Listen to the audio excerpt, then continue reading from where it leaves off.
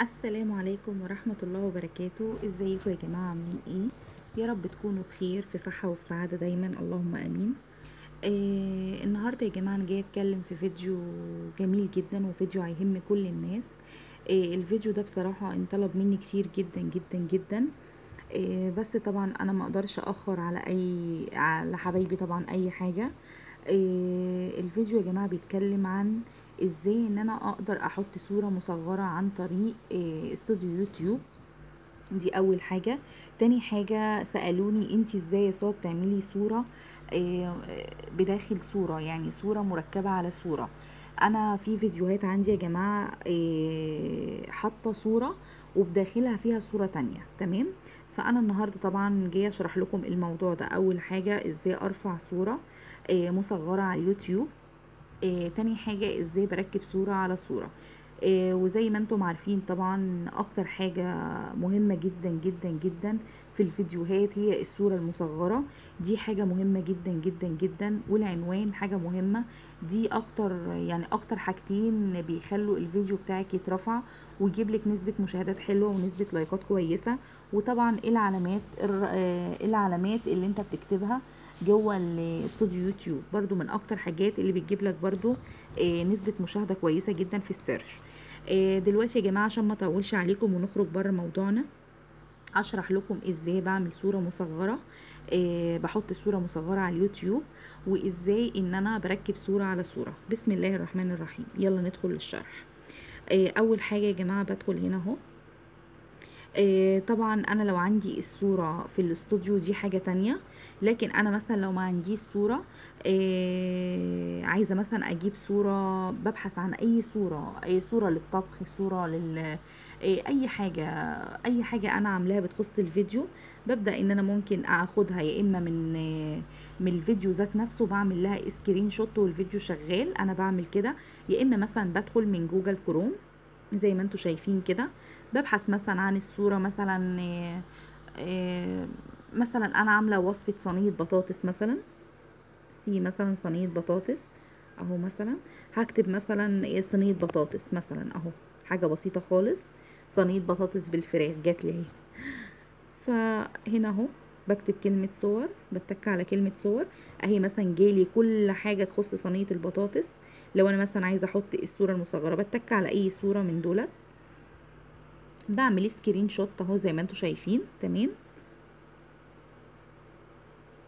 وكمان صورة مثلا اهي سكرين شوت، تمام.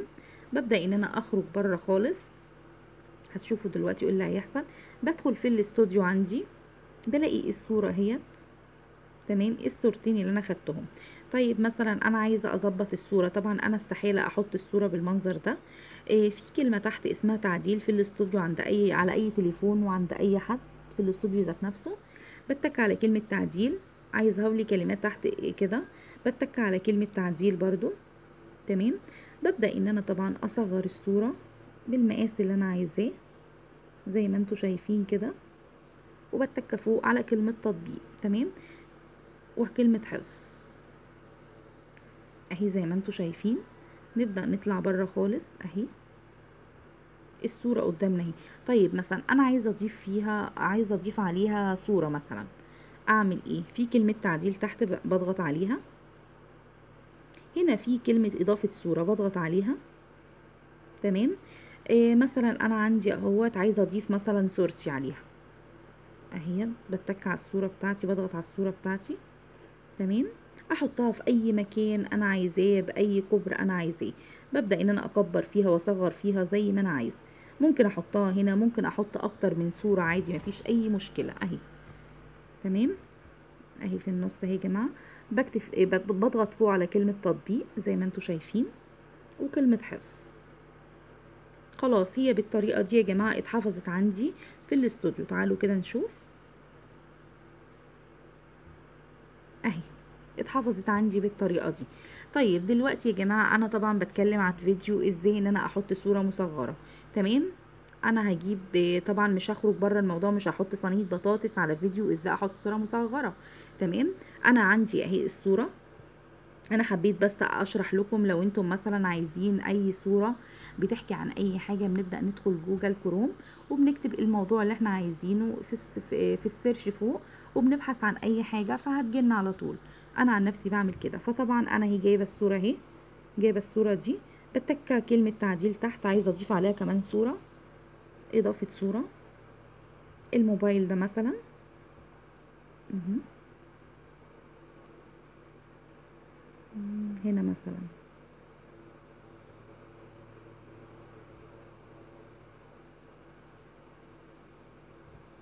تمام. تطبيق.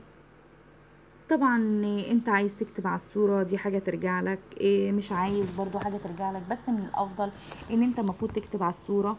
يعني هي الصورة جايلي جاهزة اسمها صورة مصغرة، خلاص هي بتحكي عن الفيديو. تمام. خلاص هي كده اتحفظت اهي يا جماعة بالمنظر ده. طب احنا بقى عايزين ندخل نطبق ازاي نحطها. خلاص خلصنا كده اول حاجة ازاي نركب صورة على صورة. ولو احنا محتاجين صورة بندخل على جوجل كروم بنكتب الحاجة اللي احنا عايزينها. بندخل هنا على اليوتيوب. سوري يا جماعة، بندخل هنا على استوديو يوتيوب. تمام. استوديو يوتيوب ده لازم طبعا البرنامج ده يكون متحمل على اي تليفون. تمام. اي يوتيوبر لازم يكون محمل البرنامج ده، عشان البرنامج ده طبعا هو اللي بيضيف له صورة مصغرة، خلاف طبعا لو انت عايز تضيف صورة مصغرة وانت بترفع الفيديو من على جوجل كروم دي حاجة ترجع لك. بس انا عن نفسي يا جماعة بضيفها من هنا، وبعمل برضو الكلمات المفتاحية من هنا هوريكم دلوقتي. تمام. بندخل على حاجة واحدة واحدة كده، او استوديو يوتيوب. هنا في حاجة اسمها الفيديوهات، في حاجة اسمها عرض المزيد. عرض المزيد دي الفيديوهات كلها اللي على القناة عندي، اي فيديو انا نشرته على القناة بيبدأ ان هو يجيب. طيب انا عايزة اجيب مثلا الفيديو اللي انا بتكلم فيه ازاي احط صورة مصغرة. بنبدأ ان انا اتك على الصورة، اضغط على الصورة هنا، في فوق علامة اليوتيوب، في جنبها علامة كده الاشتراكات، في المشاركة، في جنب منها علامة القلم، بتك على علامة القلم. تمام. اهي يا جماعة. هنا مثلا كاتب لك العنوان، هنا بنكتب العنوان، طبعا دي اهم حاجة. العنوان طبعا يا جماعة لازم نكتب عنوان كويس جدا جدا جدا، لان دي اكتر حاجة بترفع الفيديو بتاعك. تمام. في حاجة اسمها تحت إضافة وصف. الوصف ده طبعا بتكتب لو انت عايز تعمل كوبي من العنوان بتكتبه في الوصف. تمام، دي حاجة ترجع لك. مش عايز بتبدأ تكتب المحتوى اللي جوه الفيديو ذات نفسه. يعني مثلا انا بتكلم ازاي اضع صورة مصغرة، بكتب ازاي اضع صورة مصغرة بطريقة مثلا كويسة عن طريق برنامج يوتيوب، بنكتب كده في الوصف. تمام. وهنا كلمة عام، طبعا بنعمل الفيديو عام. هنا يا جماعة الكلمات المفتاحية اهي، بنكتب طبعا هنا اعطيكي 500 كلمة تقريبا كلمات مفتاحية اهي. انا كاتبه ازاي احط صوره مصغره، لان لو اي حد كتب الكلمتين دولت هيظهر على طول في السيرش. لو انا مثلا كتبت من تليفون تاني صوره مصغره هيظهر الفيديو بتاعي. تمام.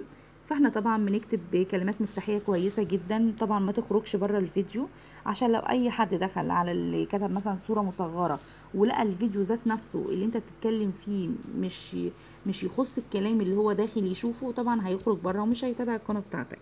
فنكتب كلمات مفتاحية تخص الفيديو، بس كلمات مفتاحية تكون كويسة جدا. تمام. هنا بنتك على علامة القلم عشان ازاي احط صورة مصغرة اهي. بنتك تاني على علامة القلم، في كلمة تحت اسمها تغيير، بنتك على كلمة تغيير اهي يا جماعة. الصورة اهي اهي يا جماعة، بنبدأ ان احنا نظبطها بالمقاس اهو. تمام. وفي فوق كلمة اختيار، حفظ. بس هي كده خلاص اتحفظت عندي اهي يا جماعة، اتحفظت. نطلع بره خالص وهنرجع تاني اهو. هي خلاص اتحفظت عندي اهي. تمام. هي بتاخد ثواني بقى على القناة بتاعتك على اليوتيوب، وبترجع تاني يعني تاخد ثواني كده لغاية ما تحافظ على القناة ذات نفسها. ويا رب يا جماعة الفيديو يكون عجبكم، وان شاء الله لو انتم عايزين اي حاجة انا اقدر اقدمها لكم. اكتبوا لي تحت في الكومنتات عايزين اي فيديوهات تخص القناه، اكتبوا لي برضو تحت في الكومنتات. وان شاء الله اللي مش مفعل عندي الجرس واللي مش مشترك عندي يفعل زر الجرس عندي وسبسكرايب، واكتبوا لي تحت في الكومنتات ايه رايكم في الفيديو، وانتظروا مني كل جديد. والسلام عليكم ورحمه الله وبركاته.